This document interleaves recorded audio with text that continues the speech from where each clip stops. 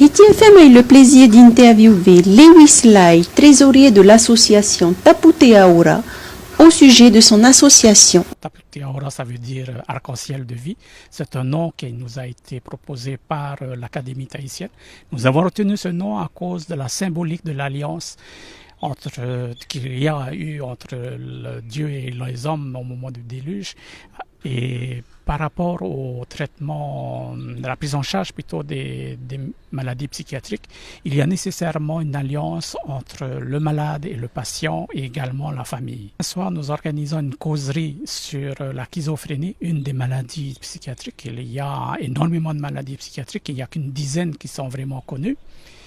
Et ce qui est inquiétant dans la maladie, au niveau de la schizophrénie, c'est que les familles ne savent pas souvent que ça débute dans l'adolescence et chez le jeune adulte entre 15 et 25 ans.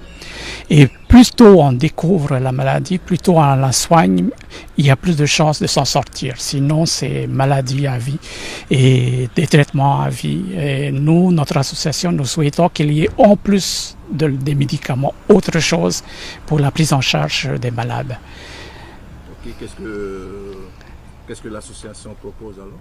Alors l'association pour le moment propose 4 activités. Nous avons une permanence qui a lieu le 4e mardi du mois, le mardi matin entre 9h et midi.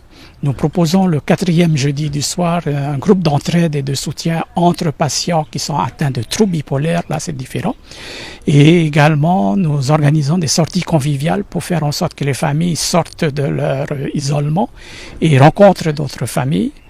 Et nous organisons également des causeries pour expliquer aux familles ce qu'est la maladie psychiatrique, la santé mentale, les différentes maladies et quel est le rôle que la famille doit pouvoir jouer dans la prise en charge et dans l'accompagnement des malades.